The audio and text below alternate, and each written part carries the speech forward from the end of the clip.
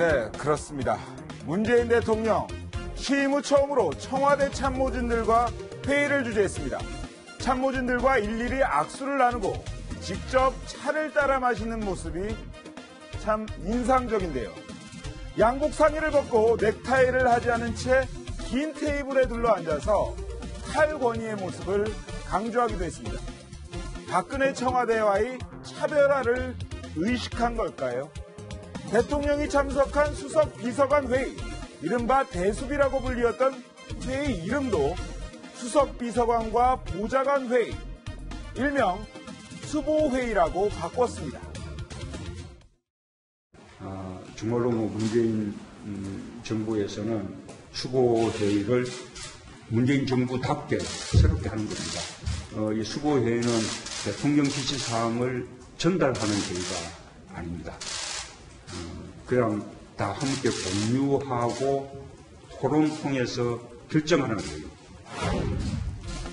그런데 오늘 회의에서 눈에 띄는 점이 또 하나 있었습니다.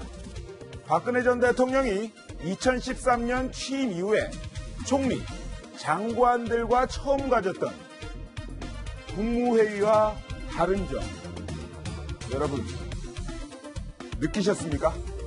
오늘 회의에선 대통령 말씀을 받아 적는 참모들이 없어졌습니다.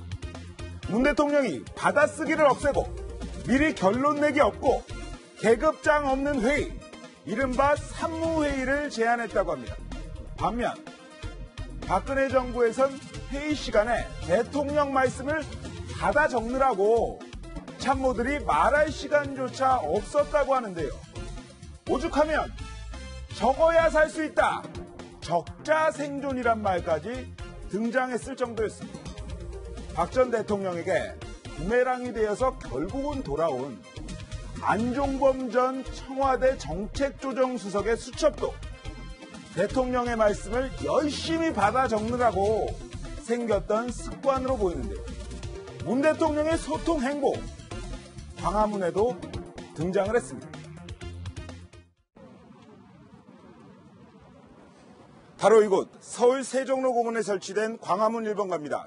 지난 대선 기간 동안 정책 제안 사이트로 이름을 날렸던 문재인 1번가가 오프라인 소통 창구로 진화한 건데요. 오는 7월까지 새 정부에 바라는 국민들의 바람을 취합할 예정이랍니다. 그런데 소통만큼 중요한 것은 실천입니다. 국민들의 진심이 담긴 의견과 제안이 국정 운영에 많이 반영될 수 있는 그런 나라가 됐으면 좋겠습니다. 거기가 제주 좋네요. 홍길동인 것 같습니다. 광화문 광장도 왔다 갔다 하고 스튜디오도 왔다 갔다 하고요. 훌륭하십니다. 자, 이현수 기자. 네. 문재인 정부 오늘 처음으로 수보회의라는 걸 했다는데 거기서 결정된 사항이 재밌어요.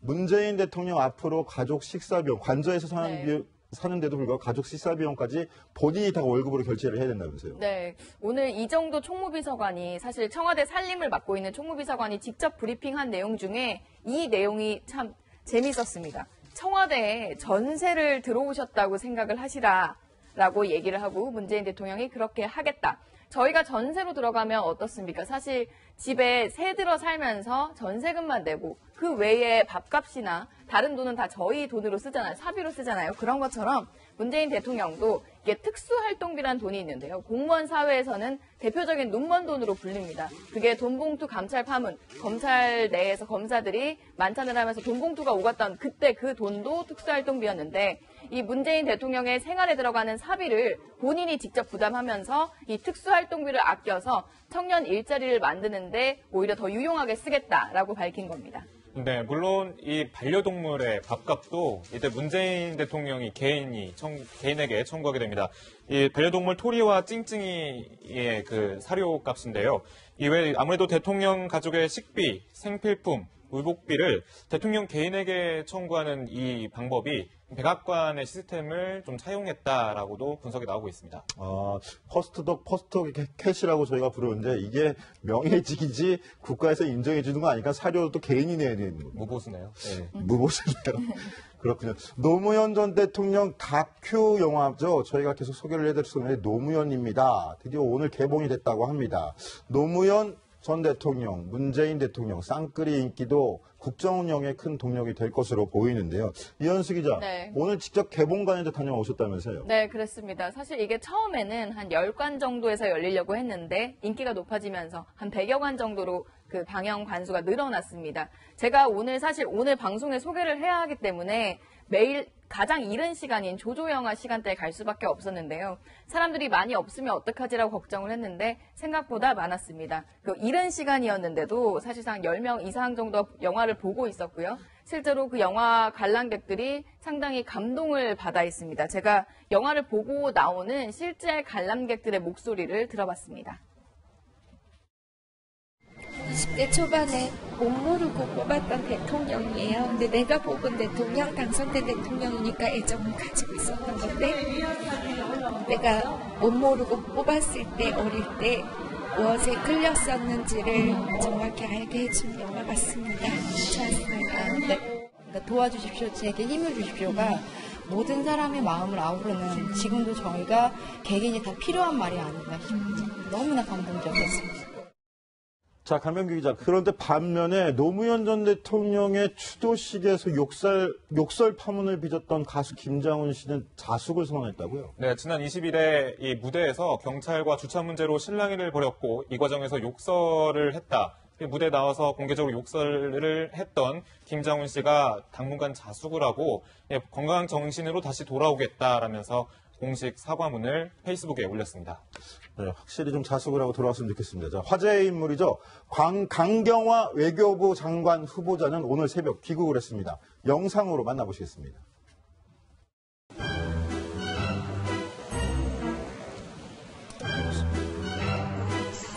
아이고, 좀 기다리세요. 고마워요. 또 뵙겠습니다. 감사합니다. 고마워요. 건강 조심하세요. 조심.